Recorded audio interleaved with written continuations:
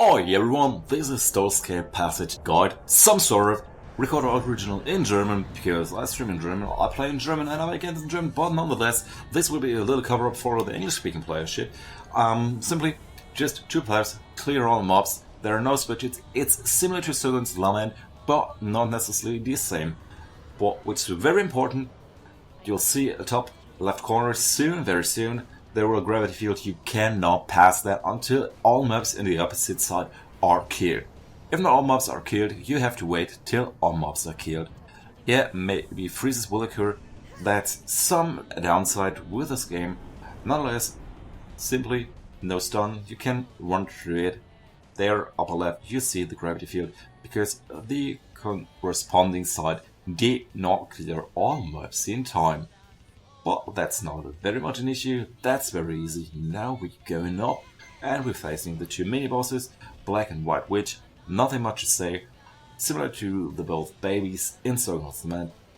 At round about 50% they will switch sides, one will spawn an orb, which causes blind and which also causes debuff. Since we all have kind of suggested beat Hongmin 22 to run in this dungeon, mostly we have enough DPS to DPS this down, so nothing much to worry about. On the right side you'll see the orb spawning. After that, bosses will just switch and we DPS the rest. Very easy for two considerate first bosses in the dungeon. And like this being the first two bosses in this awesome new dungeon, which roundabout takes for maximum 5 minutes if you play mechanics correctly. So first up, we'll see the ranged boss, the one which does not go to soul step, 600k damage you'll need for 3 players roundabout. Nonetheless, we all will start to hit the melee boss with a melee tank, which will go very soon to soul step.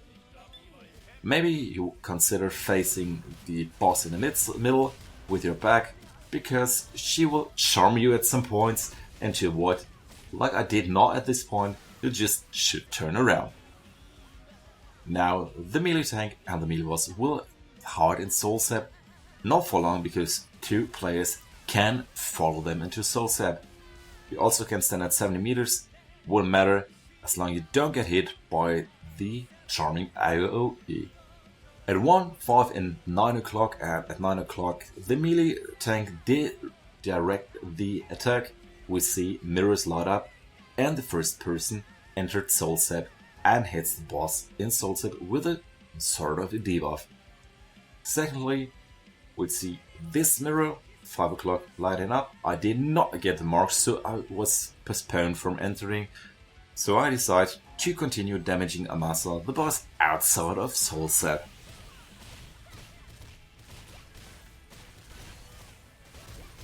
Very important for the tank, also turn around for this charming attack. The linear snake-like AoE, it's yellow, just walk aside, it's very slow paced, so nothing to worry about. These 3 lines we want to block at any cost. It's like Botanic Center or the chicken and CC, nothing to worry much about, just stand in it and keep on DPSing. Also keep in mind to tell your tank or your people in soul sap the percentage of the outside soul sap boss, because inside you can only see soul sap boss HP. So there we turned around, this is the long attack, the cone attack, the other cone attack, soon followed by the snake attack. Just easily walk out or get knocked back, doesn't really matter.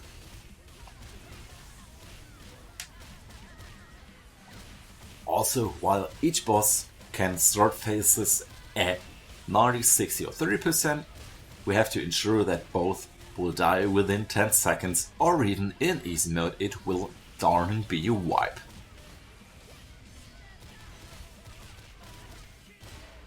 The boss fight itself only took about 3 minutes or so.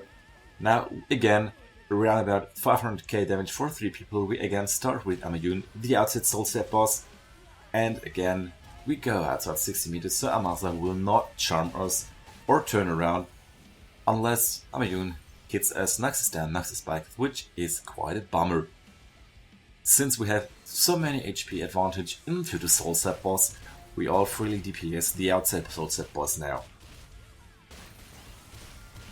This time 1, 5 and 7 o'clock mirrors appeared, white mirrors for us, dark mirrors for the Soul Set, melee tank, and the first which light up was 5 o'clock. I was the first player, so I get the mark.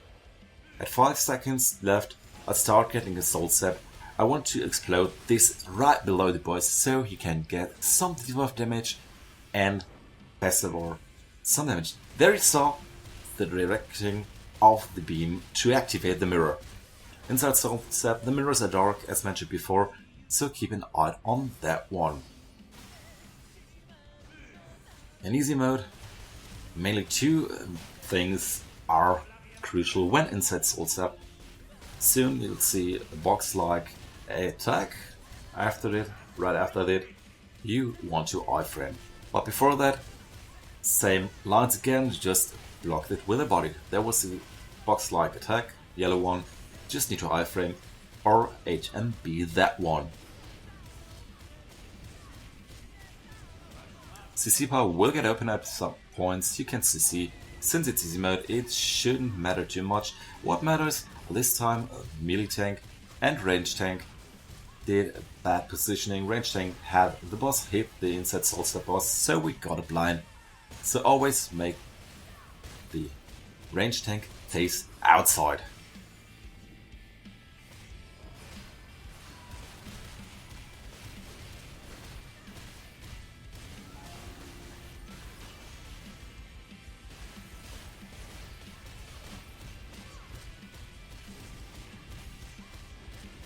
There's a box like attack, and we should have iframed that one. Sadly we did not.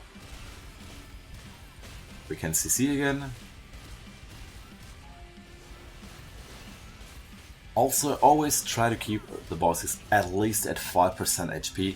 If one dies when the other can't follow in maximum 10 seconds, it's still a wipe, even if it's an easy mode run. Also keep in mind, after leaving the Soul Set, the bosses will split up again. Former Soul Set boss will jump outside, and outside boss will still stand in the middle, so don't hit the wrong boss, because again, if they don't die simultaneously, it's still a wipe. That's it, have fun!